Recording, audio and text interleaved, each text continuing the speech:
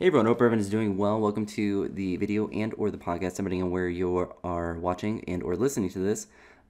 Welcome. But this is my week of training, and I have a nice little outline of the things I want to talk about with the time that I wanted to talk about each topic. So hopefully I'm able to stay more focused in the video, not jump around as much, and also be more concise in what I'm talking about. So the first thing that I have on my beautiful outline is the beautiful fans that are in the gym. So sometimes the gym gets hot and muggy and the fans are on. And when it's winter, the fans are usually off because it's winter. And when it's 40-some degrees outside and the fans are on, it's actually kind of cold in there. So it's uncomfortable, and there's the switch that turns off the fans, and actually it doesn't turn off the fans for like the whole gym, just a back area section. But it's quite annoying when you turn them off to get warmed up, and then you have a passive-aggressive personal trainer in there that does not own the gym that will come over and just flip them on without saying a word. I use this situation in school to see if my students were able to identify a better way of handling the situation. Because I personally, I prefer the fans to be off, but I don't care enough to make a big fuss about it. But it would also be nice if the trainer guy was an adult and would just ask, like, hey, can you mind if I turn these on while I'm training my client here? Because half the time he's not back there. He'll do part of a workout there and then go to the other part of the gym where the fans are on anyway. And then just keep turning the fans on, which is kind of funny to see how immature he is. But, that's what you get in a in a commercial gym like that. You just kind of get funny shenanigans like that. And actually, ironically enough, one of the gym owners came and like a normal adult asked if, like, said, hey, it's getting kind of muggy in here. Do you mind if we turn the fans on for a little bit? And if it gets too cold, you can just turn them back off after a little bit, but just leave them on, just so it can blow the air around. And it was hilarious because you have the correct reaction from everyone, or a good reaction from everyone, where they just simply said, yeah, that's fine, that's understandable. And the mature adult way of handling a situation like that from the owner, who, I mean, frankly, she doesn't even have to be nice about it. She just said, I'm gonna turn the fans on, and had to deal with it because it's her place. But she was really polite about it, really nice. And it's kind of funny that someone that doesn't even own the gym or have any right to the gym other than he works in there as a personal trainer, he would just go and flip the fans on without even saying a word. And it's funny how immature people are, especially when they're much older than me. But that's kind of just society in general with that. The next thing I wanted to talk about were snatches during the week. So basically any hang snatches you see during this video are essentially PRs. At the beginning of the week with the 205 pounds, me being able to do a triples with those without failing makes it a PR, whether it's above the knee or below the knee. I obviously had the misses on my first rep, but doing the 3 consecutive ones was a PR. And because I was able to do the 3 consecutive ones, I was counting them as successful reps. I did have later in the week where I had a hang snatch with like 180 that I failed the 3rd rep on because it was basically my fatigue on it. It just kind of crashed on me. But other than that, you'll see most of the misses that I had during the week, and in general, snatches went really well. Besides for those misses that you'll see at the beginning, but I was really able to build some consistency, and really the goal next week is to mitigate those misses as much as I possibly can. And they're feeling better because I'm using the big cue that's been helping me is trying to think to push through my toes, which will keep my weight forward a little bit more. I have a tendency to push everything into my hamstrings and butt, and that will make my toes rise when the bar goes past my knees, and that's something I want to avoid in order to keep it more in my quads and just to make a more efficient lift, so I'm not swinging the bar around quite as much because it makes everything kind of less efficient when I do that. I do it a little bit anyway, and I think I probably always will, but it's a good thing for me to think about because it makes my snatch pull a lot better.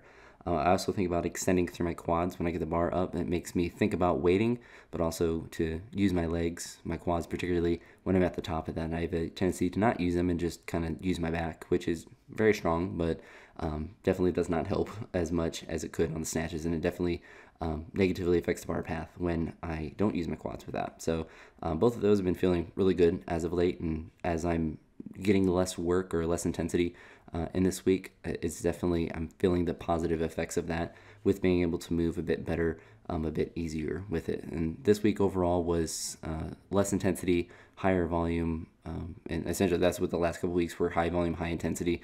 So the intensity was down this week, and I definitely noticed that as well. Moving on to clean and jerk stuff, there's a lot of power cleans this week. You'll see throughout the week. I did some extra push presses and some extra jerks. I tried to PR my push press earlier in the week. early-ish in the week with 265. My best one's only 242, so would have been a pretty big PR. But I was able to do 235 a couple times during the week.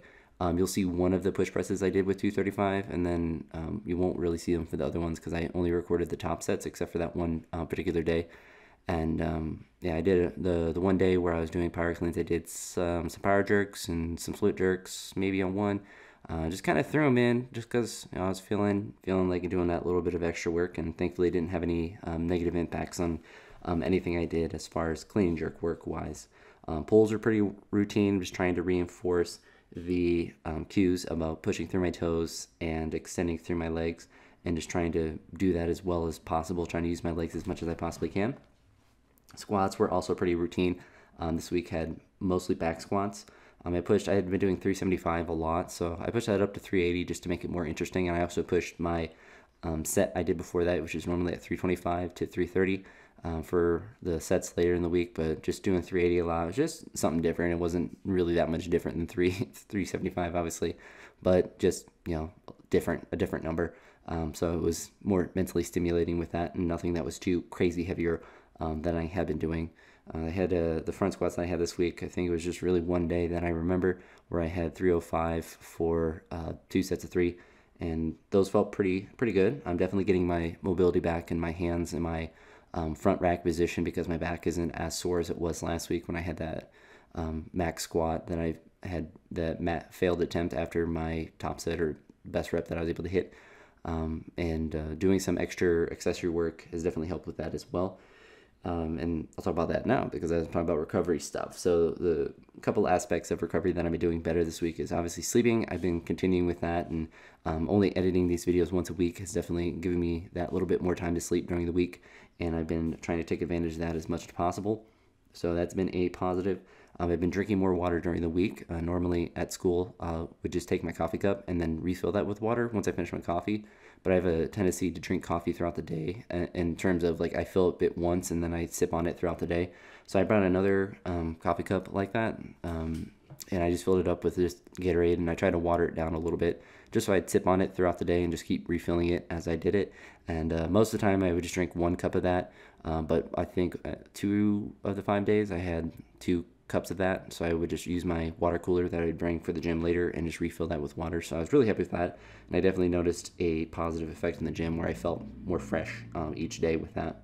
I've also been adding in accessory work after my lifts, and it's just really minimal because the work I'm doing is a lot during my workouts, but I just go and do maybe like a set of pull downs, maybe some leg press and good mornings or back extensions or curls, like something that it's just really minimal, really light, but just to do something after and to help with recovery and to do a little hypertrophy work, just really nothing that's going to be that detrimental or going to get me too sore or anything like that.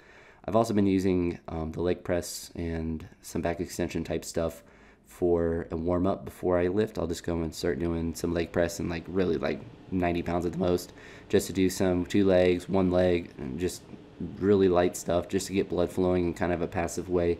That's not going to stress me out too much, and just to get in and start working, because that's a thing I'm bad about is just starting. And I either start too fast or I just sit around and then try to start too fast. So it's good to get in there and do something that just gets the blood flowing a little bit. Same with back extensions and stuff. Usually I do them unweighted. I've been adding a 25-pound plate sometimes with a couple times I've been doing them. And then the good mornings I did this week, I did them once, and I don't know, they're like 85 pounds. Nothing that's strenuous at all with that. I've also been doing a good job of doing a lot of mobility work after my workouts. As far as rolling out or using, it's not a Theragun, but it's the cheap version of it where I just bought the tool and put a crossbar on it. I bought one of those, and I've been using it a lot.